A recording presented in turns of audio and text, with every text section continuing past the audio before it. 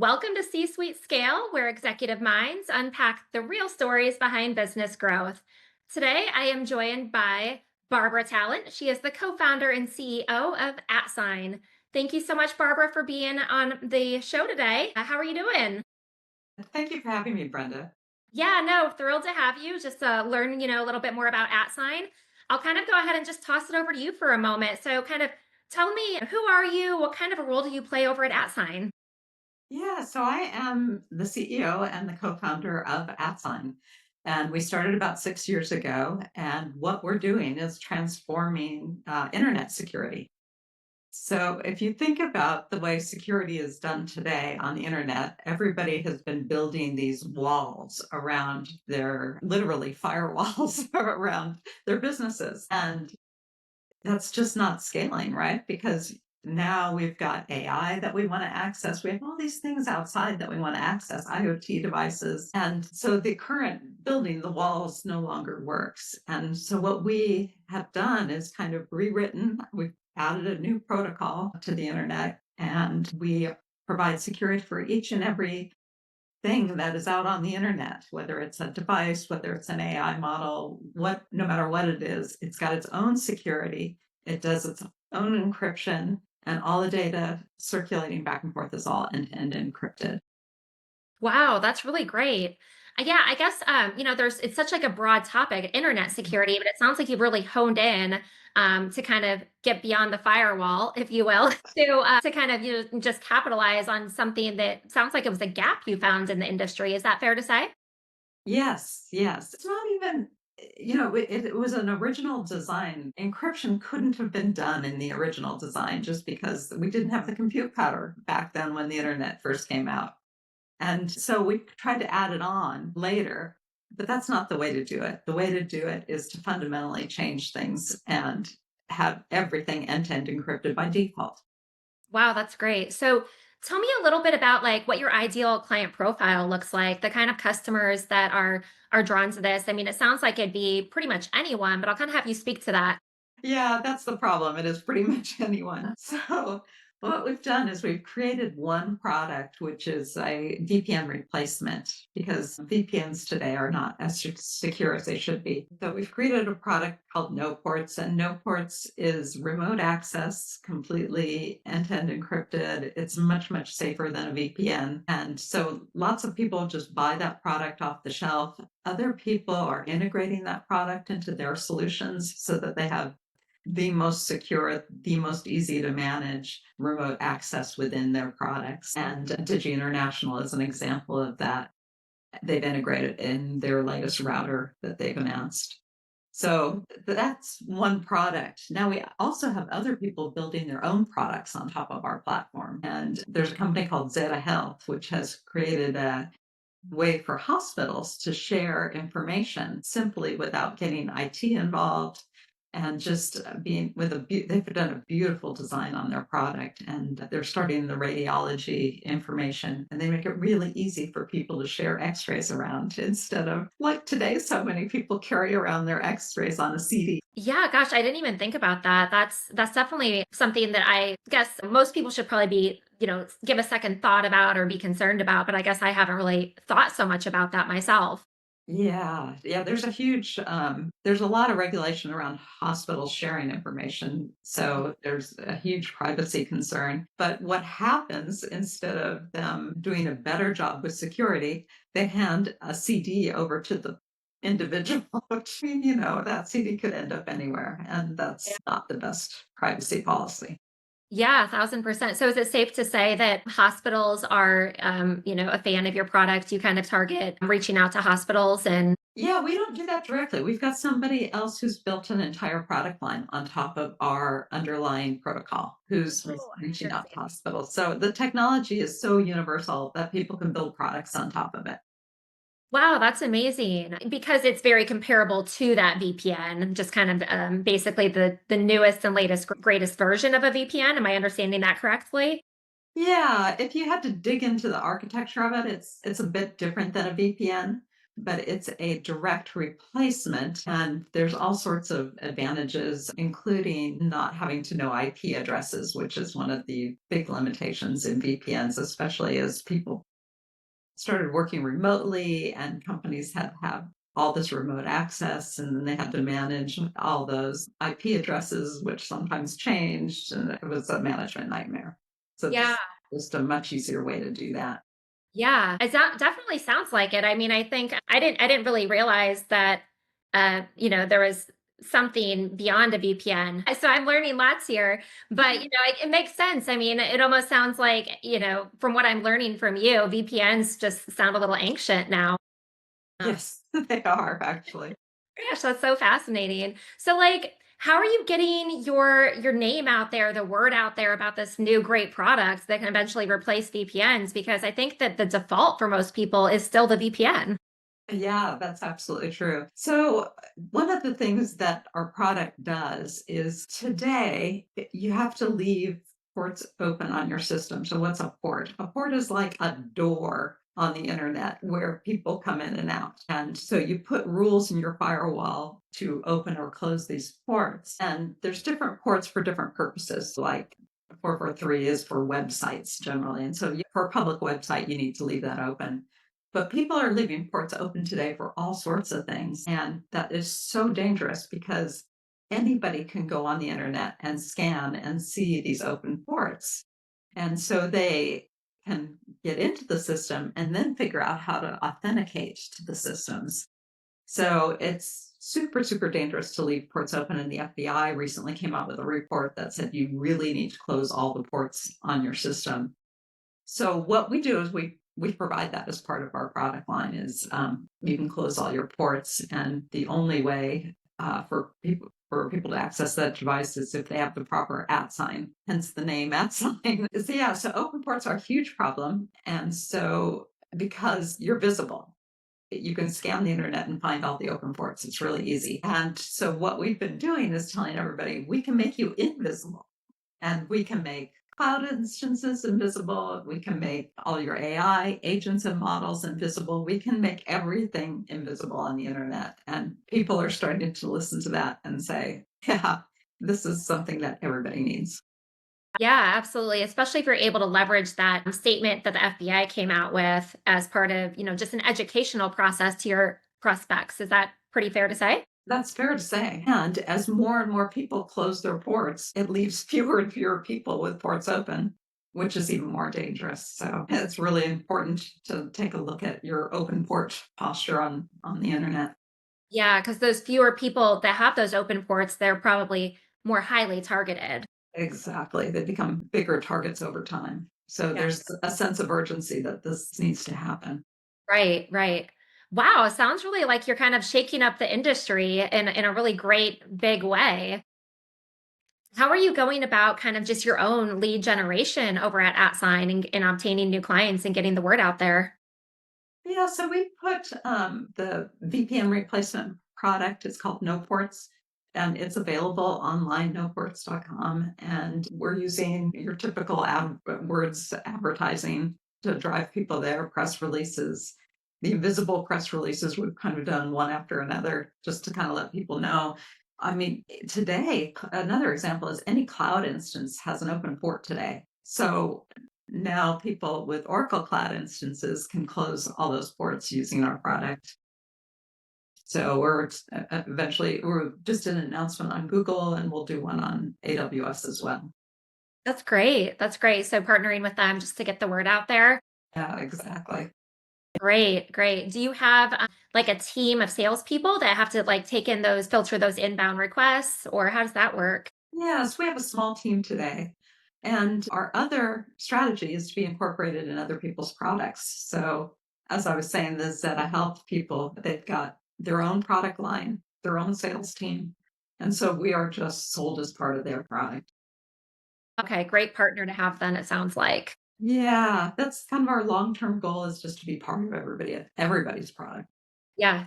It's a great long-term goal. It sounds like you're really headed in the right direction too, making the right moves. I mean, if you have, this solid of a product, it makes it probably easier because you're so confident it's just going to sell itself. That's right. It's one of those things that because it's so different than what people are doing today, it's one of those things that takes a little while for people to get their mind around it, but it'll be at one of those tipping point things where all of a sudden everybody's going to realize they have to have it. Right, right. No, 1000%. Well, what kind of talk to me through? It sounds like you've had just a lot of success scaling this business. What kind of challenges have you encountered along the way that you've had to navigate through as a business owner? Yeah, there's lots of challenges always. Raising money is always a challenge. When we first came out with the product, the technology is very, very broad and it can do so many things. And so trying to narrow it down and figure out a really solid go to market, we could do just about anything. So we first concentrated on privacy because we thought everybody wants to keep their information to themselves and private. And so we helped developers build privacy focused products. And some of those were just very cool products, but there didn't seem to be a huge market for privacy. So we pivoted to focusing same technology, but focus it more in the security realm. And it turns out that's an area that needs a lot of help right now, and especially in critical infrastructure.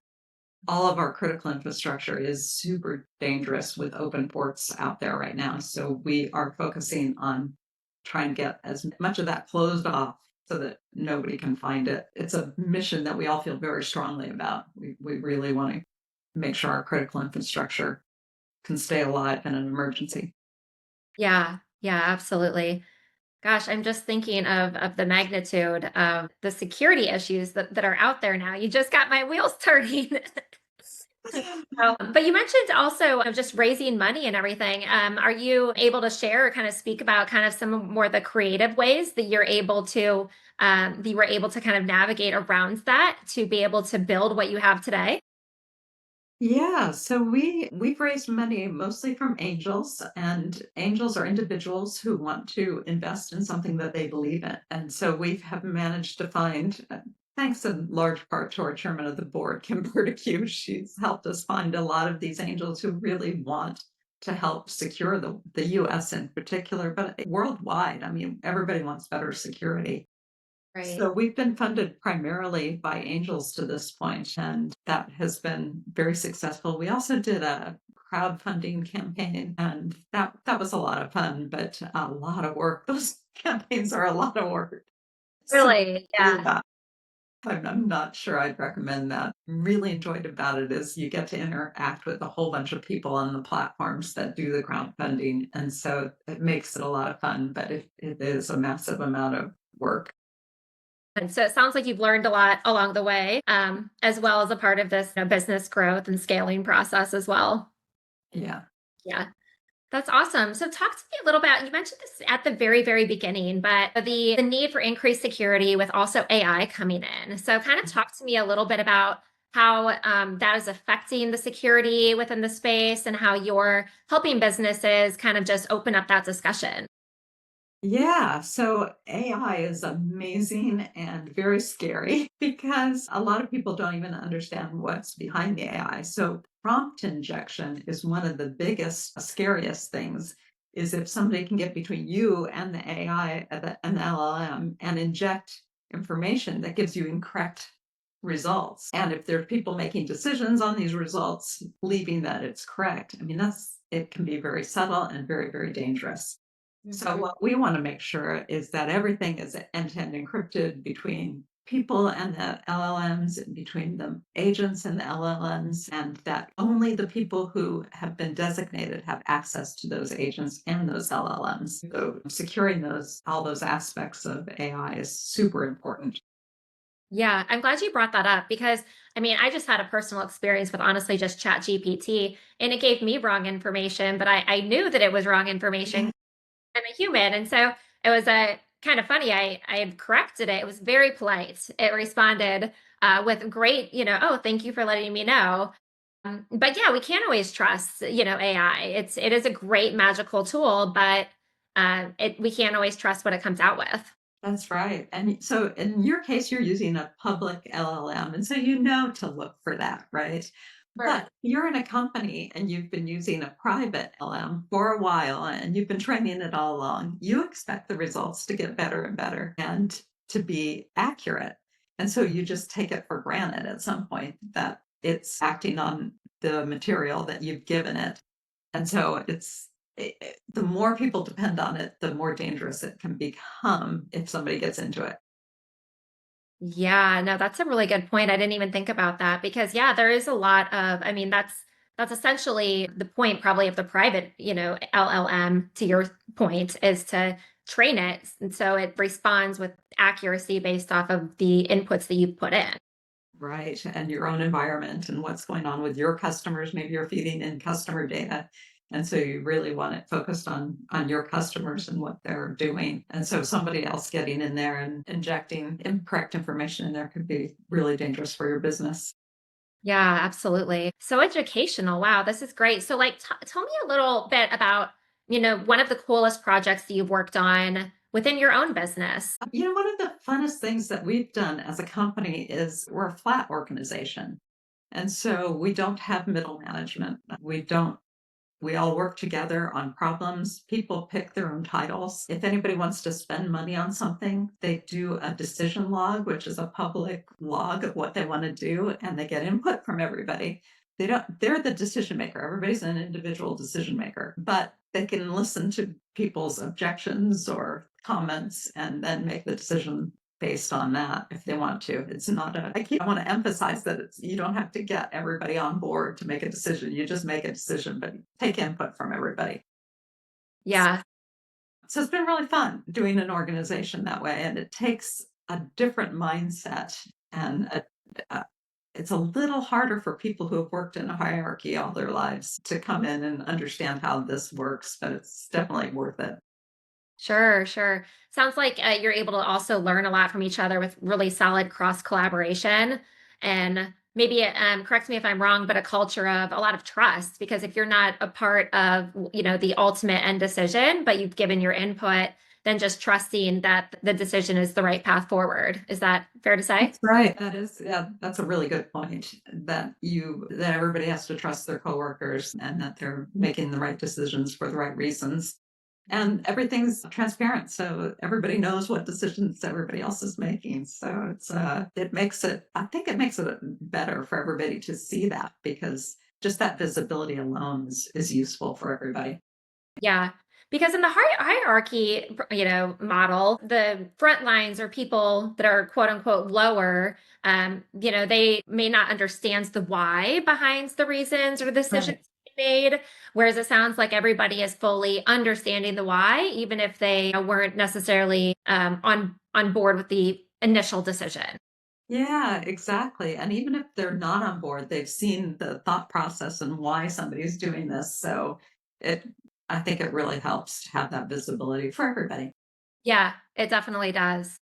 That's great. I feel like a lot of organizations miss that because it is important to have everybody truly understand, the conversations and the why, to be on board with that when you're moving forward and scaling. Yeah. Yeah, we'll see how I've had a lot of people tell me that they don't think this will scale, up to tens of thousands of people. And so we'll see. I don't know. Yeah, But taking it kind of just day by day or step by step, making the one good move after another good move and kind of just see where it goes. yeah, yeah. And I think even if we do end up going with a hierarchy eventually, I think some of the things that we've put in place, like decision logs where all decisions are made in the open, I think we'd hold on to that no matter what, because it's just I love the transparency of it. And I think everybody appreciates that. Awesome. Sounds good. Well, talk to me a little bit about what you're excited for the rest of 2025 and even going into 2026. Yeah, so we've got a lot of pilot customers right now. So big organizations who've started in a small part of their organization using this technology, and they're already talking about where they're going to deploy it next. So we're looking for pretty fast expansion as some of these pilots move into larger and larger installs, and then staffing up as needed to help with all of this. And on the staffing side, we've had a really interesting way of building the company. Colin and I and Kevin and I were all co-founders. and we'd all been around the industry for a very long time. And so we had these people that we really wanted to work with. And so we've hired those people, and they've been fabulous. And then we've done an intern program each year. That And we've had lots of interns come in, and we just keep the best interns. And we try to keep a lot of them that just want to go back to school or go on to do something else. But we've got a whole fabulous younger generation in the company that has joined us. And it's just been a great way to staff the company. Yeah, that is the best way to go about it, choosing exactly who you wanna work with and then just recruiting them from there. The internship is so brilliant because it's like an extended interview process. Probably, yeah, you really gotta get to see the interview process can be really challenging, in all honesty, because people can interview great, but then when they come in, they may not perform, and so it can be really challenging, so it's almost like a trial. I know. I so wish that the US law allowed us to do trials. It really, employment law does not allow us to do that because it's such a better way to go. I think there's a lot of people who are fabulous at their jobs and don't interview well, and you could miss them. And then there's people who interview great and then no, not so much. They're not so great at their jobs. 1,000%, you nailed that, yes. So, it's a try before you buy. I mean, I wish we could do that, but it just isn't something that the US, law allows for. Yeah, absolutely. Well, with as you grow and scale, I mean, how are you building out like your support for your customers and clients as they come on? Yeah, so we're trying to build out a database, of course, of all the potential questions people could ask, but we're also very hands-on, and being a flat organization, we just want to talk to everybody. So as customers come in, anybody in the company can grab the support ticket and answer it. We Love have coverage. Everybody rotates through the coverage, but again, like on the weekends, and anybody can grab tickets and answer them. So it's again transparency. Everybody sees what's going on in support. I was a software developer for a while, and I did the support calls myself. That was a very small company, and I realized how important it was for me to be talking to customers and seeing their struggles because I can fix things pretty easily. And so I think it's really, even as we grow, it's really important for our engineers to see the support calls come in and understand the struggles of our customers. Having that transparency and view into what the customers are doing, I think is super important. Yeah, exactly. Well, especially it seems like everybody that works, over at Atsign and how you've, methodically chosen the team that works over there, everybody just seems very excited. The culture seems really great. And so when the customer comes in, you're able to, I mean, anybody jumping on that. You even mentioned weekends, which is phenomenal. Yeah, it is. It's really fun. And people who have a certain expertise are more likely to jump in on something they understand. It's been great. Good deal. Well, sounds like you're doing a lot right over at AtSign. I guess what's one thing you can leave our audience with, a piece of advice to help them grow their businesses and scale? Yeah, I think that it's so cliche. It's perseverance. There are so many hurdles, and I'm not going to know what your hurdles are. And I've done multiple companies, and the hurdles are different each and every time. And it's just never giving up because there's always something just beyond that's really going to help you get there. And you just got to find out what that is and keep looking and never give up. It's not easy, and, the people who survive it are the ones who win. I love that. I love that. And just trust. It sounds like that's what I took from what you just said. You Yeah. really have to have a lot of trust that just keep going and you'll get there. Yeah, that's absolutely true.